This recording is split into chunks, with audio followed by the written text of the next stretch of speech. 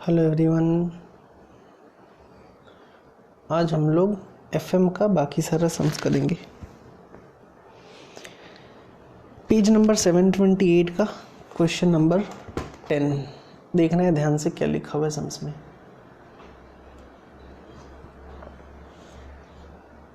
लिखा हुआ है X Limited has been producing a chemical product by using machine Z for the last 2 years. Okay पिछले 2 साल से X Limited केमिकल प्रोडक्ट बना रहा है मशीन Z से।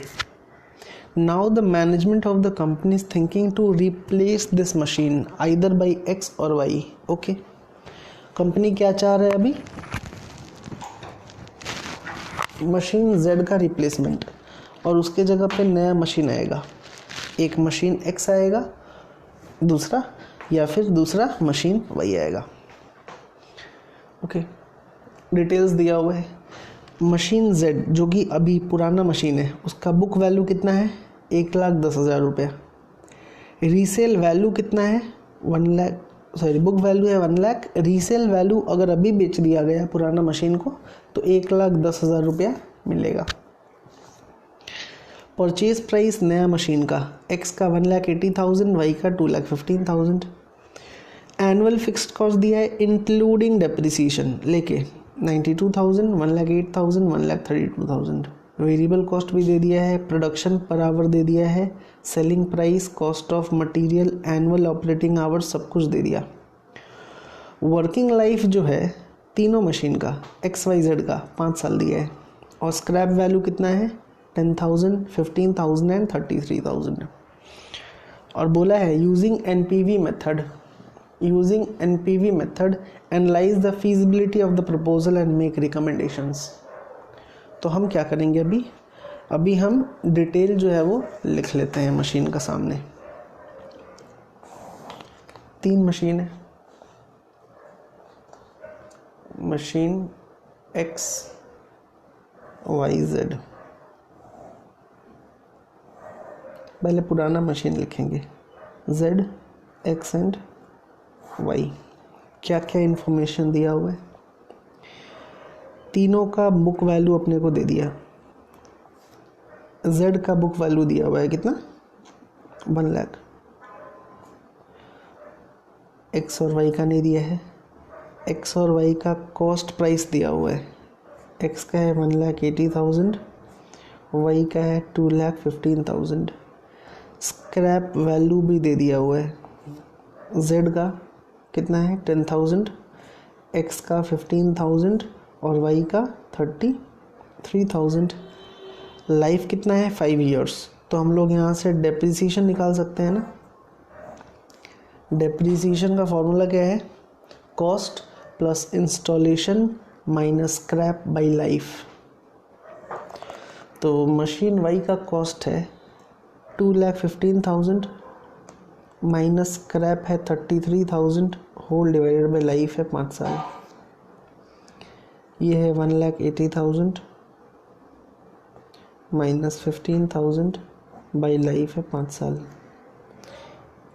इसका बुक वैल्यू 1 लाख है, स्क्रैप है अपना 10,000 और लाइफ जो है वो 5 साल है। तो डेप्रीसिएशन का अमाउंट जो आएगा वो होगा 18,000। ये होगा 1,65,000 बाई 5 विच इज़ 33,000। 2,15,000 माइनस 33,000 होता है 182। 1,82,000 डिवाइडेड बाई 5। 1,82,000 डिवाइडेड बाई 5 कितना? 36,400। ये रहा डेप्रिसिएशन अपना तीनों मशीन का। अपना एनुअल फिक्स्ड कॉस्ट वो भी इंक्लूडिंग डेप्रिसिएशन कितना दिया हुआ है क्वेश्चन में? पहले का 92,000, दूसरे वाले का 1,08,000, तीसरे वाले का 1,32,000।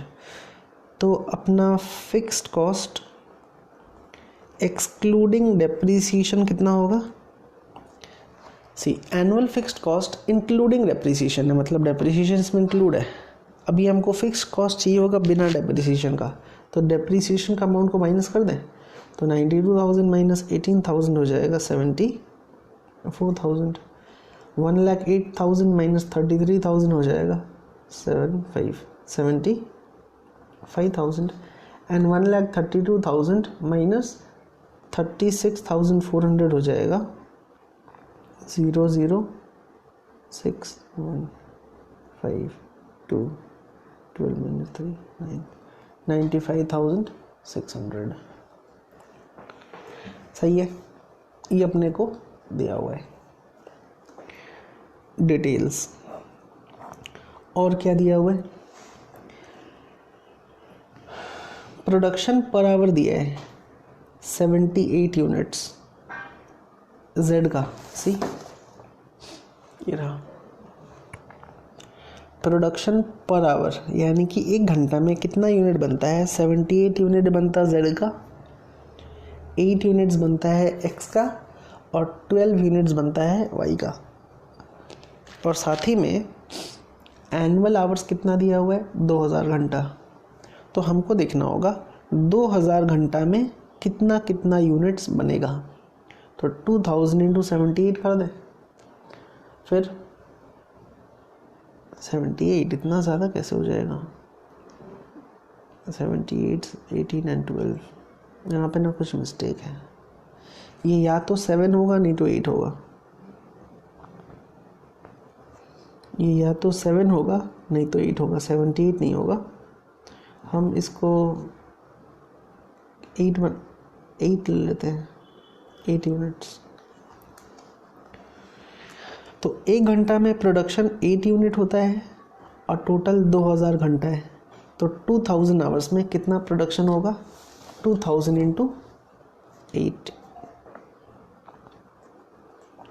यूनिट्स प्रोड्यूस्ड, कितना 2000 इंटू 8 हो जाएगा अपना 16,000 यूनिट्स।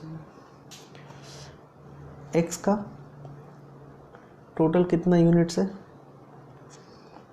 8 यूनिट्स है पर आवर और 2000 घंटा है, तो 16,000 यूनिट्स हो जाएगा। और z एक घंटा में 12 यूनिट बनता है, टोटल 2000 घंटा है, तो 2000 इंटू 12 इज़ 24,000 यूनिट्स। ये रहा अपना डेटा, ठीक है। अब मेरे को इनफ्लो चाहिए, सी ध्यान से देखना है सभी को, यो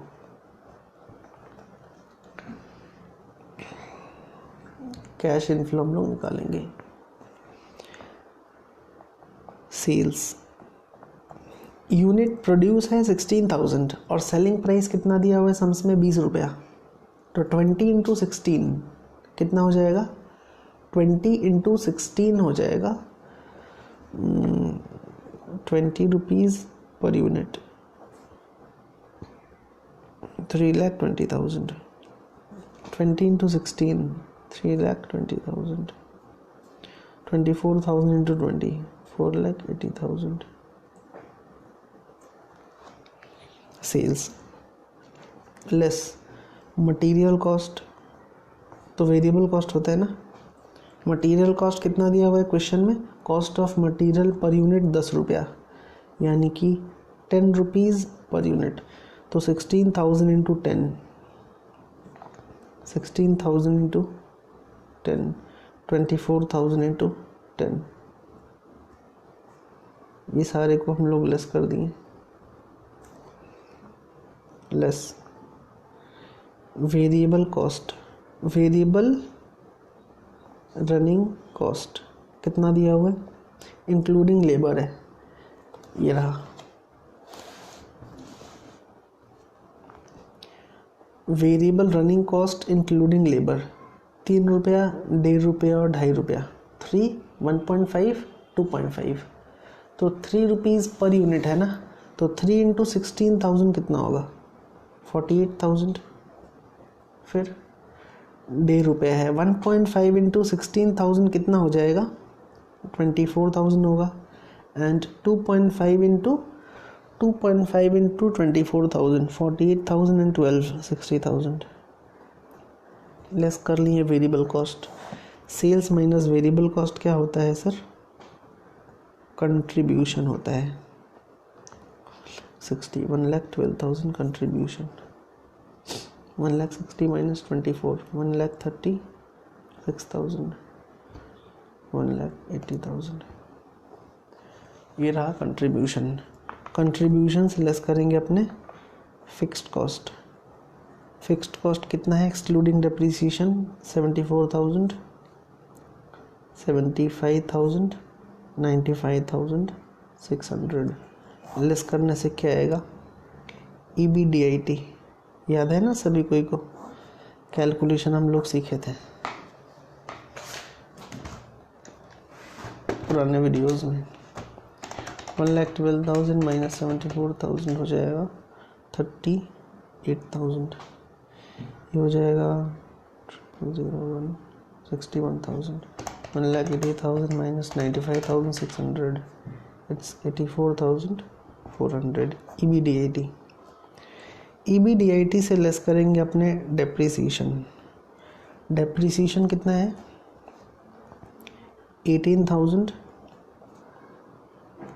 33,000 एंड एक्स का 15,000 है depreciation. No it's 33 I guess. 1 lakh okay 33,000 and हम लोग z का y का कितना निकाले हैं ऊपर में? 36,400 ये रहा 36,400 लेस करने से क्या आएगा? EBIT। इंटरेस्ट तो है नहीं तो इसी को EBT बोलेंगे। 38,000 माइनस 18,000 इज 20,000 20,000 0 0 0 11 8 5 28,000 14 8 लेस करेंगे हम लोग tax at the rate of कितना परसेंट? टैक्स कितना दिया हुआ है क्वेश्चन में? Assume 50% tax rate. 20,000 का 50% कितना? 10,000। 28,000 का 50% 14,000 एंड ये हो जाएगा 24,000। लेस करने से आया profit after tax 10,000 14,000 and 24,000। Profit after tax में ऐड कर देंगे हम लोग डेप्रिसिएशन। कितना? z का डेप्रिसिएशन है अपना 18,000, इसका 33,000, x का, y का 36,400। सबको ऐड करने पे जो आएगा उसको अपने क्या बोलते हैं? Cash inflow. ये हो जाएगा 28,000, ये हो जाएगा 47,000, ये हो जाएगा 60,400। ये आ गया अपना कैश इनफ्लो। आई होप सभी को समझ में आया। ओहो एक चीज़ छूट गया क्या? एक चीज़ क्वेश्चन में यहाँ पे लिखा हुआ है जिसको हम लोग पढ़े ही नहीं। C, it is anticipated that an additional cost of 8,000 per annum would be incurred on special advertising to sell the extra output of machine Y। अच्छा, मशीन Y से जो एक्स्ट्रा आउटपुट आएगा उसको बेचने के लिए हम लोग को 8,000 रुपीज़ का डेप्रिसिएशन पे करना होगा। सॉरी, ये स्पेशल एडिशनल कॉस्ट एडवर्टाइजिंग के लिए पे करना होगा, यानी कि ये भी एक टाइप का फिक्स्ड कॉस्ट हुआ। तो लेस कर देंगे हम लोग एडवर्टाइजिंग। हिट मिस्टेक हो गया। 8,000 रुपीज़ का एडवर्टाइजमेंट का पेमेंट करना होगा। तो ये तो 8,000 रुपीज़ से कम होगा। ये हो जाएगा 76,000। 76 माइनस 36 इज़ 40,000। टैक्स 50% है 20,000। 20 एंड 36 क्या हो जाएगा? 56,400। आगे देखते हैं। कैश इनफ्लो आ गया। देखना है ध्यान से नीचे। कॉस्ट ऑफ कैपिटल 10% दे दिया हुआ है, यानी कि हम लोग पीवी फैक्टर निकालने के काम आता है ना। अच्छा, और एक चीज़ दिया हुआ है, प्रेजेंट वैल्यू फैक्टर जो है अपने को दे दिया है 5 साल का। तो याद है एक चीज़ हम लोग सीखे थे शायद 3rd या 4th वीडियो में, अगर हर साल का कैश इनफ्लो सेम होगा ना तो हम लोग क्या करेंगे, हम लोग सम ऑफ पीवी निकालते हैं और उसको कैश इनफ्लो से मल्टीप्लाई कर देते हैं। तो सम ऑफ पीवी मेरे को चाहिए 5 साल का। फर्स्ट ईयर का पीवी कितना है 0.909, सेकेंड ईयर का है 0.826, थर्ड ईयर का है 0.751, 0.683, 0.621, 3.79 5 साल का। अगर ये किसी को नया लग रहा है ना कैलकुलेशन, तो पुराना वीडियो देख लेना सर, मेरे पास तो है सब कुछ। कहाँ, ये रहा। हम लोग शायद ये 2 वीडियो पहले का बात है, 2-3 वीडियो पहले का बात है, 3rd या 4th वीडियो, ये हम लोग यहाँ पे सीखे थे। Annual cash inflow into sum of PV, ये एक रफ वर्क करके सिखाए थे मैं, ठीक है ना। ये देख लेना है सभी को।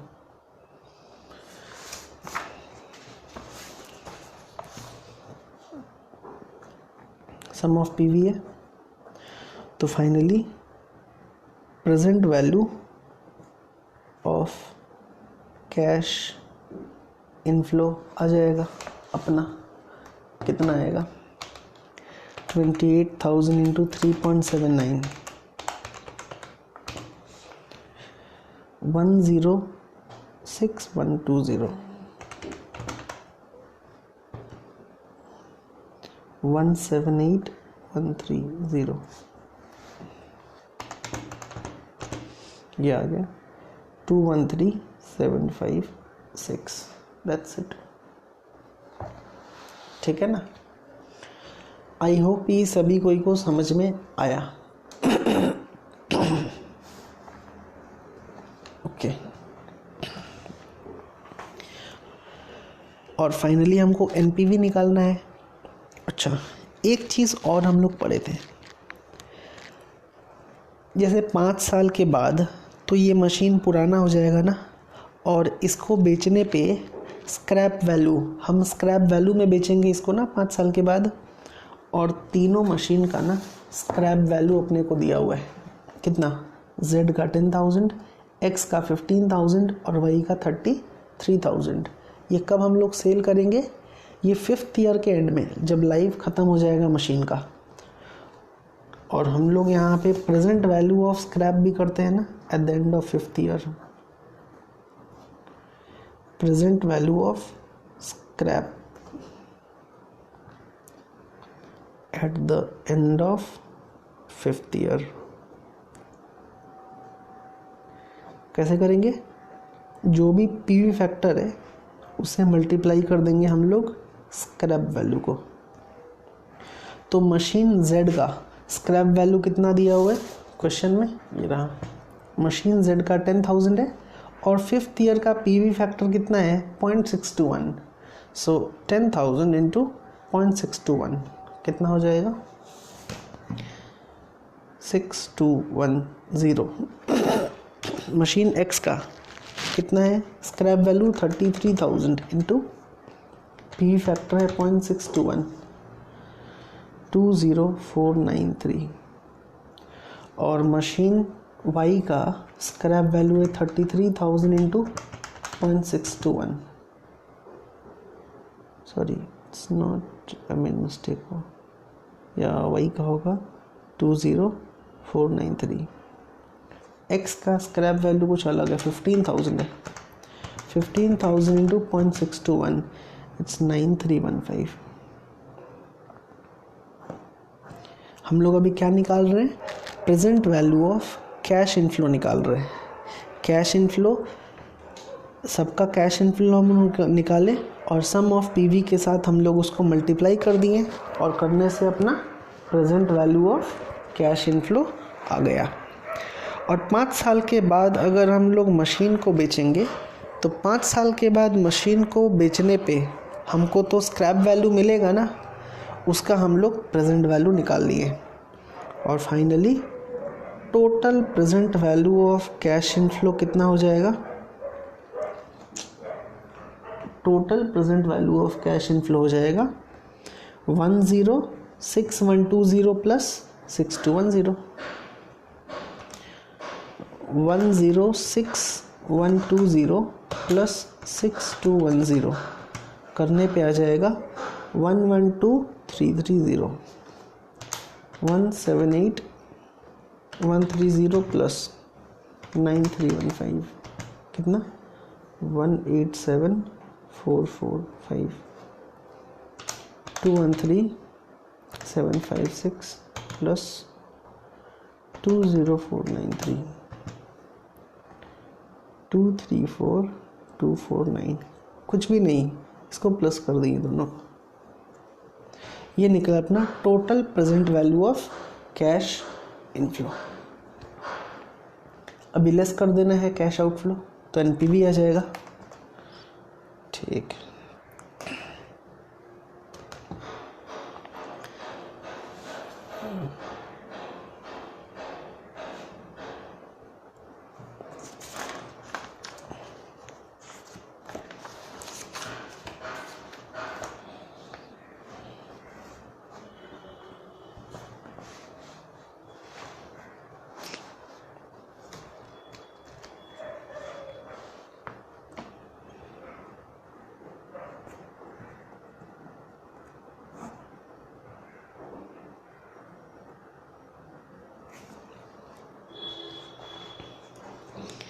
Calculation of NPV. सी, अभी करना क्या है? करना अपने को ये है कि जो ये है ना पुराना मशीन है ना, उसको रिप्लेस करना है नया मशीन से। पुराना मशीन तो Z है और नया मशीन क्या है? X and Y। तो अपने को जाहिर सा बात है X और Y में से कोई एक खरीदना होगा। ठीक है, तो एनपीवी कैसे निकलता है? Present value of cash inflow में से अगर हम लोग माइनस कर देंगे कैश आउटफ्लो तो अपना एनपीवी आ जाएगा, है ना। मशीन X का present value of cash inflow हम लोग कितना निकाले हैं? टोटल 187445। 187445। और मशीन Y का कितना आया है? 234249। 234249 ये है present value of cash inflow. इसमें से लेस कर दे कैश आउटफ्लो।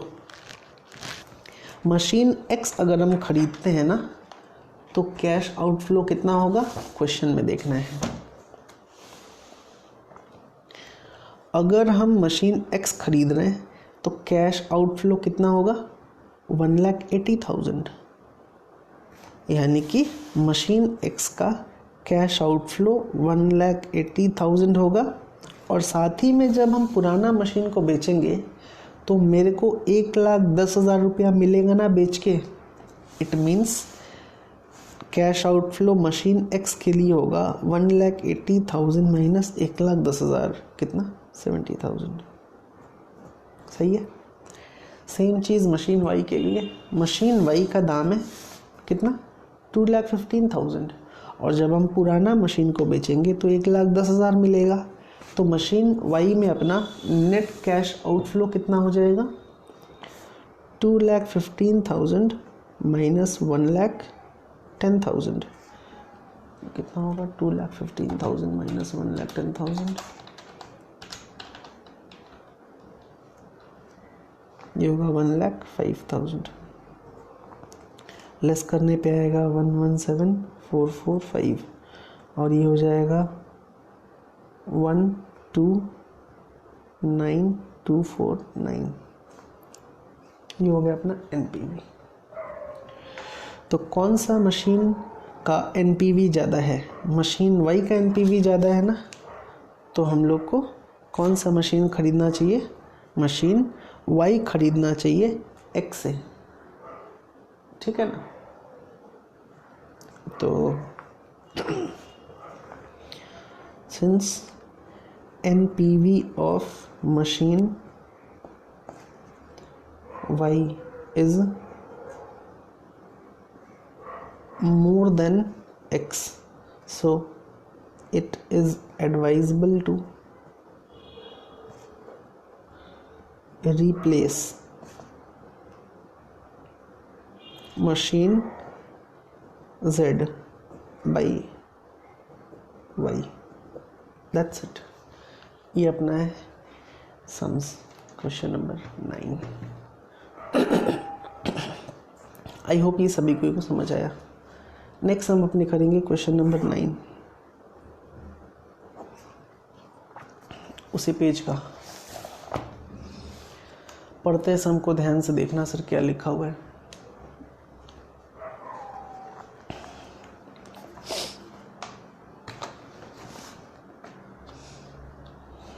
लिखा हुआ है a company is considering an investment project which requires an initial cash outflow of ₹5 lakh on equipment, 2 lakh as working capital. Okay,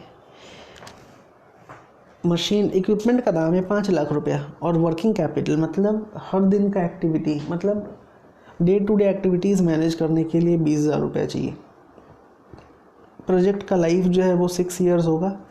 additional investment of 50,000 each would also be necessary at the end of second and fourth year. Okay, additional investment चाहिए अपने को 50,000 रुपया करके second year और fourth year में, ठीक है। अपने को एनुअल कैश इनफ्लो दे दिया है, स्क्रैप वैल्यू भी दे दिया है इक्विपमेंट का 20,000 रुपया 6 साल के बाद, कॉस्ट ऑफ कैपिटल 20% और पीवी फैक्टर दे दिया हुआ है। और क्या निकालने बोला है, justify whether project should be accepted और not by determining the NPV, assuming that working capital will be recovered in full at the end of project life। ठीक है, NPV के बारे में बोला है। तो NPV तो हम लोग जानते हैं, present value of cash inflow divided minus present value of cash outflow. तो सबसे पहले हमको क्या चीज़ का कैलकुलेशन करना है, present value of cash outflow. ध्यान से देखना है, ये थोड़ा अलग तरीके का सम है। हम लोग present value of cash outflow निकालते हैं। सबसे पहला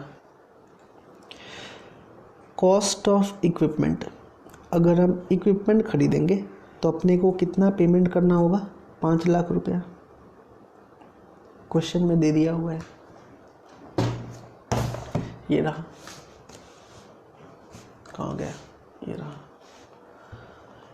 इक्विपमेंट का कॉस्ट है 5 लाख रुपया और वर्किंग कैपिटल कितना चाहिए, 20,000 रुपया।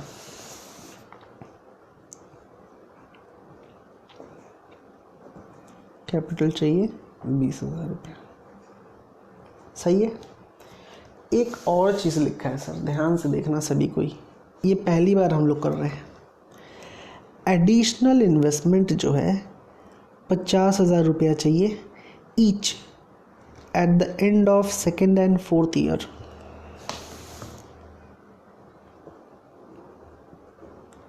एडिशनल इन्वेस्टमेंट मेरे को चाहिए कब, एक चाहिए ईयर 2 में और एक चाहिए ईयर 4 में। ईयर 2 में कितना चाहिए, 50,000। ईयर 4 में कितना चाहिए, 50,000। हम लोग तो ये कैलकुलेशन आज के डेट में कर रहे हैं ना, और एडिशनल इन्वेस्टमेंट कब चाहिए होगा, आज से 2 साल के बाद, आज से 4 साल के बाद। तो हम लोग क्या करेंगे, फ्यूचर वैल्यू को कन्वर्ट करेंगे प्रेजेंट वैल्यू में। इसीलिए हम लोग निकाल रहे हैं क्या, present value of cash outflow. तो ईयर 2 का सेकेंड ईयर का पीवी फैक्टर कितना दिया हुआ है, 0.694, और फोर्थ ईयर का पीवी फैक्टर कितना दिया हुआ है, 0.482। हम लोग इसको मल्टीप्लाई कर देंगे एडिशनल इन्वेस्टमेंट से, इंटू 0.694 इंटू 0.482 करने से कितना आ जाएगा?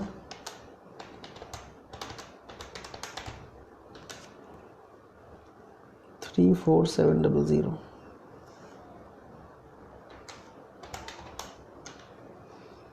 24100। ऐसा हम लोग क्यों किए? क्योंकि एडिशनल इन्वेस्टमेंट कब चाहिए? 2 साल के बाद। तो 2 साल के बाद अगर हम 50 रुपये डालते हैं तो आज के डेट में उसका वैल्यू कितना है? 34,000 रुपीज़। और 4 साल के बाद अगर हम 50,000 रुपये डालते हैं तो आज के डेट में उसका वैल्यू कितना है? 24,100। तो present value of cash outflow कितना होगा? Present value of cash outflow हो जाएगा 20,000 प्लस 34,700, इट्स 578800। बड़ा इंपॉर्टेंट सम एग्ज़ाम के लिए। ये था अपना कैश आउटफ्लो। अब इन चाहिए अपने को cash inflow. Calculation of present value of cash inflow. Sums में तो सब कुछ दे दिया हुआ है।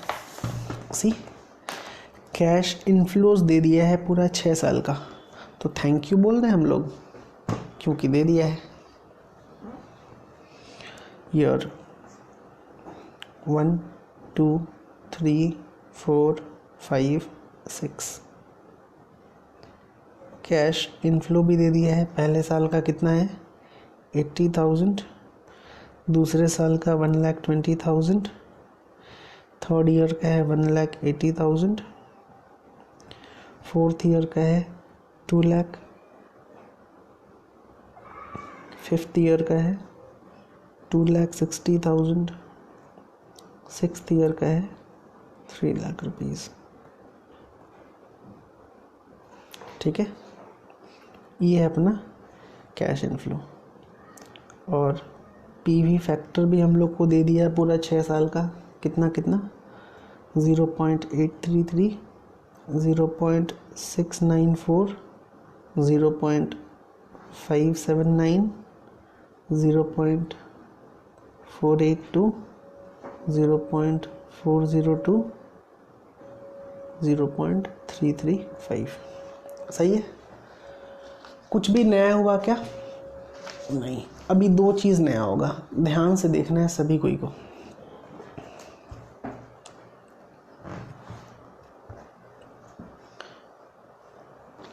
स्क्रैप वैल्यू कितना दिया हुआ है? सी स्क्रैप वैल्यू है 20,000 रुपये का आफ्टर 6 ईयर्स। तो 6 साल के बाद अगर हम मशीन को बेचेंगे तो मेरे को 20,000 रुपया मिलेगा ना। तो आज के डेट में 20,000 रुपये का वैल्यू कितना है?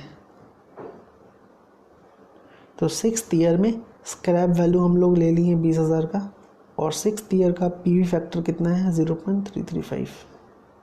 एक और चीज़, 6th ईयर में वर्किंग कैपिटल का भी रिकवरी हो जाएगा। 20,000 रुपया का जो हम लोग वर्किंग कैपिटल लगाए थे कैश आउटफ्लो के टाइम, वो भी रिकवर होगा। ये रहा वर्किंग कैपिटल लगा था ना 20,000 का, वो भी पूरा रिकवर हो जाएगा। और ये क्वेश्चन में क्लियरली मेंशन कर दिया है। सी assume that working capital will be recovered in full at the end of the project life। अगर ये लाइन लिखा हो या ना लिखा हो, वर्किंग कैपिटल रिकवर हो जाएगा। और 20,000 को मल्टीप्लाई करेंगे 6th ईयर के पीवी फैक्टर से, तो फाइनली हम लोग present value of cash inflow निकाल दें। Finally present value of cash inflow कितना आएगा? 80,000 इंटू 0.833,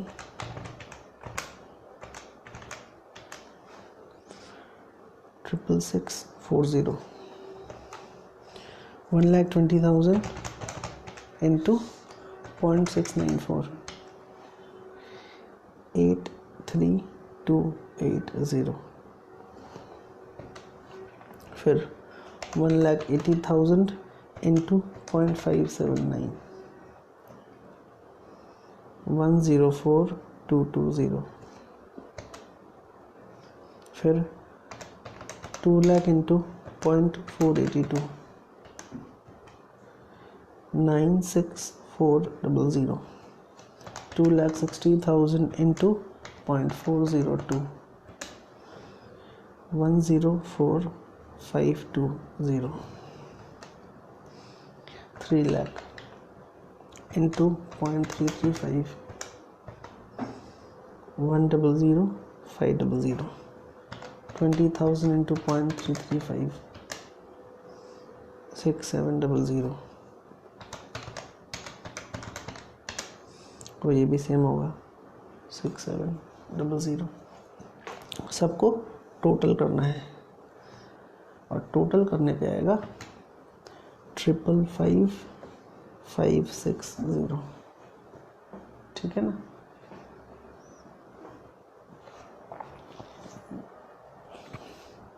आई होप ये सभी को समझ आया। एक बार टोटल मिला लेते हैं 66640 प्लस 83,280 प्लस 104,220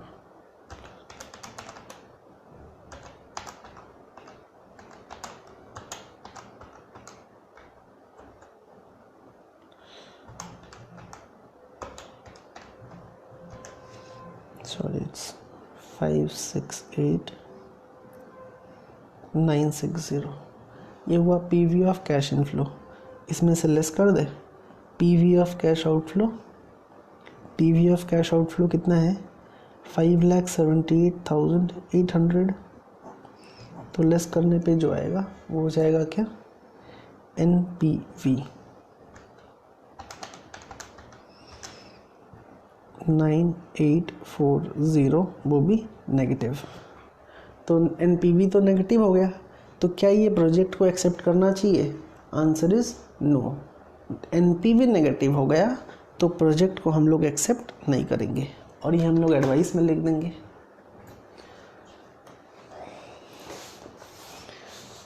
एडवाइस क्या देंगे हम लोग? एडवाइस में लिखेंगे as the net present value of the project is negative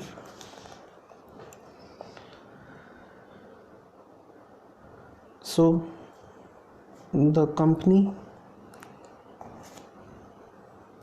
is advised to reject the project. Thank you.